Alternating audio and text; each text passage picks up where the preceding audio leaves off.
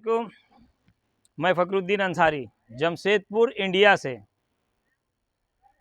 जैसा कि आप लोग देख रहे हैं कि एक जालिम ने या दुनिया के सभी जालिमों ने मिल कर के बेबस फ़िलिस्तीनियों पे जो बम बरसाना शुरू किया है, आज उसका 15वां दिन है। आधा महीना गुजर जाने के बाद भी दुनिया के बड़े बड़े सुरमा यूएनओ से लेकर के ओआईसी, अरब लीग, बड़े बड़े जो कमेटी है मुसलमानों के पास और दुनिया के पास, कोई आदमी अभी तक जंग को नहीं रोक सका। जंग की इंतहा यह है कि अब ये लोग हॉस्पिटल में जो जेरे इलाज थे, जो मरीज थे, उनके ऊपर मिसाइल मार करके उनको जान से मार दिया गया है, उनको शहीद कर दिया गया है। आखिर क्या वजह है कि ये लोग इजराइल और फिलिस्तीन का जंग को नहीं रोक सकते हैं? इसकी वजह सिर्फ और सिर्फ ये है कि यहूदियों के कब्जे में बैतुल मुकद्दस है।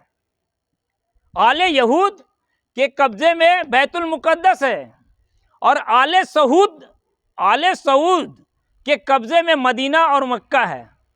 दोनों मुसलमानों के जो तीन बड़े मुकामात हैं, मक्का मुअज़्ज़मा, मदीना मुनव्वरा और बैतुल मुकद्दस, ये तीनों जगह को एक आले सऊद के लोग कब्जा किए हुए हैं और एक यहूद लोग कब्जा किए हुए हैं। दोनों काबिज हैं। ये अलग बात है कि एक मुस्लिम बिरादरी के लोग हैं, मुसलमान हैं, नमाज पढ़ते हैं, रोज़ा रखते हैं और बड़ा बड़ा जुब्बा पहनते हैं, और दुनिया ये समझती है कि वो बहुत बड़ा मुसलमान है, बहुत मुत्तकी है, बहुत परहेजगार है। लेकिन जब वही लोग मुसलमान बगल में हैं, सऊदी अरब, ओमान, उसके फ़िलिस्तीन के बगल में हैं, और वो लोग कत्लेआम को नहीं रोक सकते हैं, और सिर्फ हमने देखा है कि मक्का मुअज़्ज़मा से लेकर के मदीना मुनव्वरा से लेकर के हिंदुस्तान की मसाजिद तक सिर्फ और सिर्फ दुआएं हो रही है। जब दुआ से ही जंग आपका टल जा रहा था तो सऊदी अरब दुनिया का सबसे ज़्यादा हथियार क्यों खरीदा था? वहाँ तो शब बरात भी नहीं मनाया जाता है। यहाँ दिवाली और शब बरात इंडिया में मनाया जाता है, यहाँ पटाखा फोड़ा जाता है। आपको तो शब बरात भी नहीं मनाना था, मनाते आप लोग तो क्यों खरीदे थे सामान? जब मुसलमान की हत्या इस तरह हो रही है और आपका वो मिसाइल और बड़े बड़े लॉन्चर्स कोई काम के नहीं है, तो ऐसा मिसाइल को डाल दीजिए अरब सागर में। और दुनिया अगर ये समझ रही है कि इसको सऊदी अरब या 57 ममालिक जो मुसलमानों के हैं वो बचा लेगा, तो याद रखिए बुसेनिया में भी इसी तरह कत्लेआम हुआ था जो रसिया की फौज ने किया था। क्रोएशिया में भी यही हाल हुआ था, कजाकिस्तान में भी यही हाल हुआ था आज से 30 साल पहले। दुनिया की कोई बड़ी ताकत उस पर हस्तक्षेप, मुदाखलत नहीं की थी। आपको याद होगा कि बुसेनिया एक ऐसा जगह है जहां पर 60,000 आदमी को एक कब्र में दफनाया गया है। फिलिस्तीन में तो 600 और 100 आदमी को दफनाया जा रहा है ना, जो तस्वीरें आप लोग देख रहे हैं। बुसेनिया में 60,000 आदमी को दफनाया गया है, और दफनाने वाला कौन? उसकी हुकूमत रसिया की हुकूमत थी, यूएसएसआर की हुकूमत थी, जो कत्लेआम किया था। उस ज़माने में वहाँ कत्लेआम हुआ था, आज फ़िलिस्तीन में कत्लेआम हो रहा है। और आप याद रखिए, गल्फ़ कंट्री के जो मुसलमान हैं वो हिंदुस्तानी मुसलमान से ज़्यादा बेबस हैं। जो गल्फ़ कंट्री के मुसलमान हैं वो वहाँ से ज़्यादा बेबस और लाचार हैं। वो लोग सिर्फ नमाज पढ़ सकते हैं, दुआ कर सकते हैं, जंग लड़ने की हिम्मत उनमें है ही नहीं। उनके नस्ल के लोग जंग नहीं लड़ सकेंगे। जंग लड़ने के लिए फिलिस्तीनियों के जैसा जिगर चाहिए, और उनके पास वो जिगर नहीं है। वो अय्यासी करने के लिए, वो जो सऊदी अरब में जो पैसा है, जो कुवैत में जो पैसा है, वो सिर्फ अय्यासी करने के लिए, मुसलमानों का मदद करने के लिए नहीं है। याद रखिए दुनिया के मुसलमानों, हम जान रहे कि हिंदुस्तान में रह करके हम लोग हिंदुस्तानी संविधान का पासदारी करते हुए जालिम हुकूमत हिंदुस्तान में बैठा हुआ है, लेकिन ये बात शर्माने की नहीं है कि पाकिस्तान में भी फिलिस्तीन की हिमायत करने वालों को गिरफ्तार किया गया है। अगर भारत के उत्तर प्रदेश में फिलिस्तीनियों की हिमायत करने वालों का गिरफ्तारी हुई है तो ये कोई आश्चर्यजनक बात नहीं है। मेरे भाई, पाकिस्तान में भी गिरफ्तारी हुई है। वो पाकिस्तान जिसका बंटवारा हुआ था मुस्लिम मुल्क के नाम से, वहाँ ये कांड हुआ है। हम लोग करें तो क्या करें? मुसलमानों को चाहिए कि इस मामले में चढ़ करके बात करें, और किसी उम्मीद से, किसी भी मुस्लिम ममालिक से कोई उम्मीद नहीं रखे। ये लोग आले सऊद वाले और यहूद वाले, ये दोनों मिलकर के मुसलमानों के मुकद्दस मुकामात पे कब्जा करके रखे हुए, और जो भी मुसलमानों की बड़ी चीज़ें थी, मादनियात थी, पेट्रोल था, गैस था, सब कुछ पे कब्जा करके रखे हैं।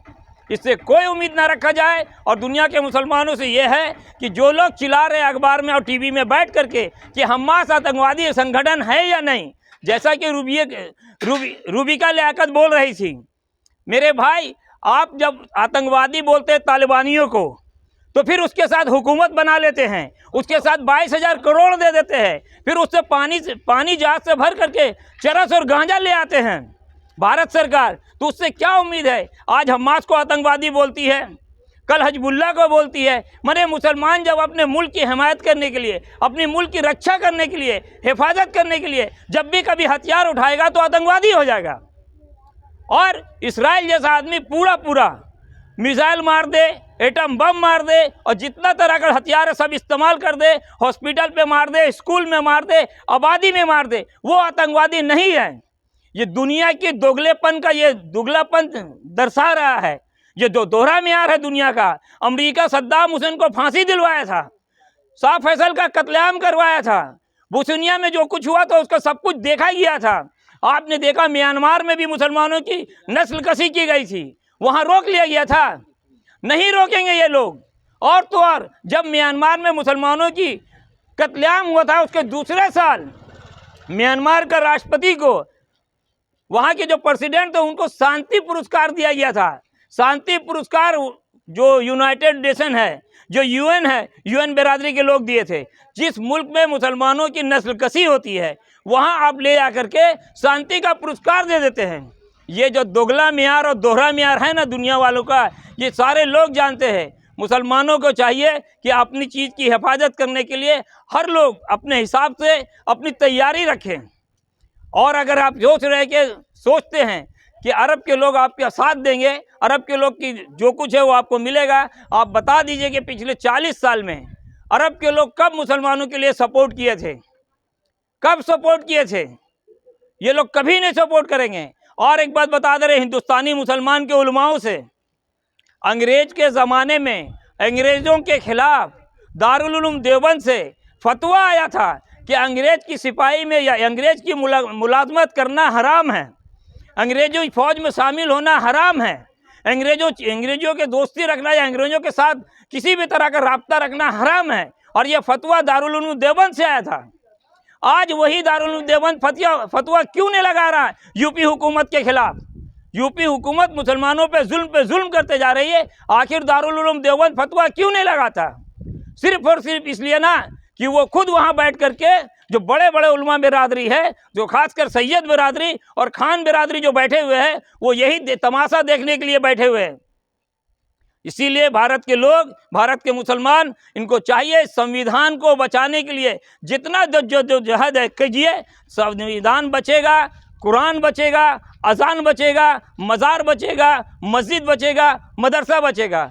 बस आप एक काम कर लीजिए, भारत का संविधान बचा लीजिए। जो भारत के लोग संविधान को ख़त्म करने के लिए जो नाजी ताकत यहाँ पर काबिज़ है उसके खिलाफ आपको रहना है। और संविधान के जो लोग रक्षा करने के लिए आंदोलन कर रहे हैं, उनके साथ रह रहे हैं, उनके साथ आपको रहना है। उम्मीद है मेरी बात भारत के लोगों के साथ साथ हिंदुस्तान के बाहर जो लोग जिनके पास जा रहे हैं उनसे मेरी गुजारिश है कि मेरी अंग्रेज़ी इतना मजबूत नहीं है कि हम फ़िलिस्तीनियों के लिए, या अरबी ऐसी नहीं है जो हम बोल सकते हैं अरबी और अंग्रेज़ी। इसीलिए जो लोग इसको कन्वर्ट करना चाहते हैं, इस तकरीर को कन्वर्ट करना चाहते हैं, उसको अंग्रेज़ी ज़बान में कन्वर्ट करके आप इसको डाल सकते हैं। मेरे तरफ से किसी तरह की कोई आपत्ति एतराज़ नहीं है। चलता हूँ, खुदा हाफिज़, शुक्रिया।